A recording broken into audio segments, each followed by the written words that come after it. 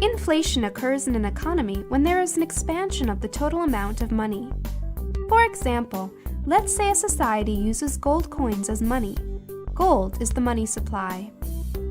In the marketplace, Billy, who really likes apples, buys an apple from Farmer Jack for a piece of gold. However, one day Billy happens upon a gold mine. He makes himself piles of gold coins. He then rushes to the market and buys 10 apples from Farmer Jack. The money supply of the economy has just expanded. It has experienced inflation. Farmer Jack now has more money and he can use it to buy more goods. He visits the marketplace and buys chickens from Mary. Now Mary has more money too. With her new gold money, Mary would also like to buy more apples. But there is a problem. Billy was able to buy so many apples very cheaply with his new money that there aren't many left for everyone who wants them. Also, since more people have more money and want apples, Farmer Jack recognizes that he is able to raise the price of apples to 2 gold coins. Yesterday, 1 piece of gold bought 1 apple, but today you need to pay 2 pieces of gold in order to purchase an apple. Ultimately, one of the results of an inflation of the money supply is that once the new money enters the economy, prices rise and the purchasing power of money eventually decreases. In an inflationary situation, those who benefit are those who receive the new money first. Because Billy found the gold first, he was able to take advantage of the low prices before Jack adjusted them for inflation. The other people who benefit are those who had taken out loans. For example, George lent Lauren 4 gold pieces before Billy found his gold mine. Lauren then immediately went and bought 4 apples from Farmer Jack.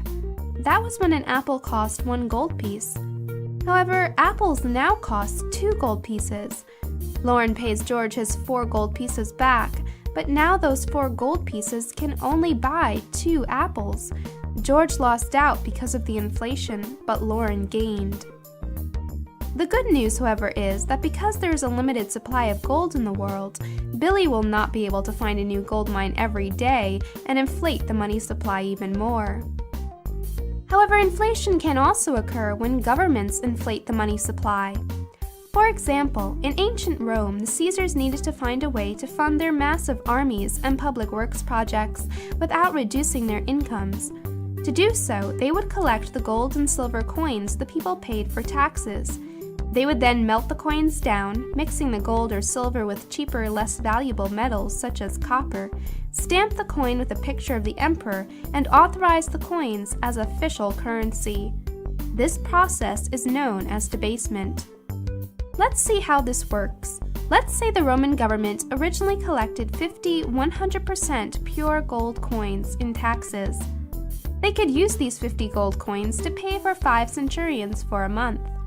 But the government instead took these coins, melted them down, and mixed them with cheaper metals. They can now mint 60 debased gold coins. The Roman government is now 10 coins richer.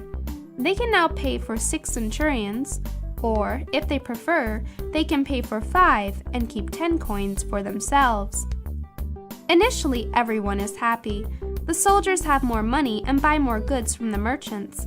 The merchants have more money and buy more goods from manufacturers and farmers. The manufacturers and farmers are happy because they have more money, and so on. However, by the time the money gets to the farmers, the merchant has found that the money was debased.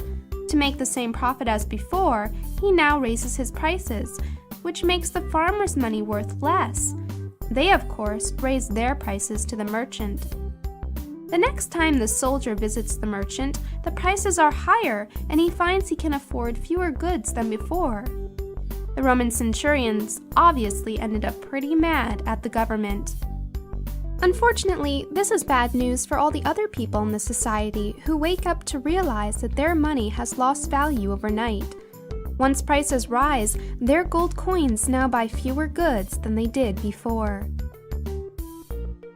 Essentially, by inflating the money supply, the government has secretly taxed the people, devaluing their money so the government will become richer. If the government's inflationary schemes get out of control and they continue creating more and more new debased coins, It will lead to a situation known as hyperinflation, where prices skyrocket and the money eventually becomes worthless.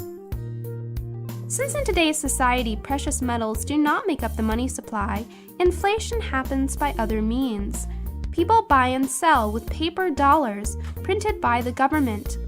Thus, the government does not have to go through the difficult process of debasing coins when it wants more money. It can simply print more dollars.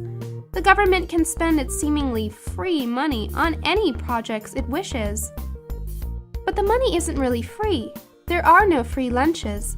Those people who get the government money first benefit because they can spend it before it devalues. However, as the money spreads through the economy and people have more to spend, merchants will raise their prices. Subsequently, those who receive the dollars last will find their purchasing power has decreased. Just like what happened in our Apple story and in ancient Rome, prices rise, and a single dollar buys fewer goods than it did the day before.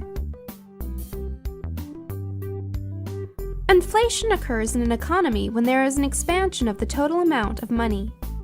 As a result of inflation, prices rise and the purchasing power of money eventually decreases. The people who benefit are those that get the new money first and those that had taken out loans. Governments throughout history have tried to get richer through inflation by debasing the money supply. In our society, the government prints more dollars. Inflation acts as a secret tax, devaluing the people's money so the government becomes richer. If a government's inflationary schemes get out of control, it can lead to hyperinflation, where prices skyrocket and money eventually becomes worthless.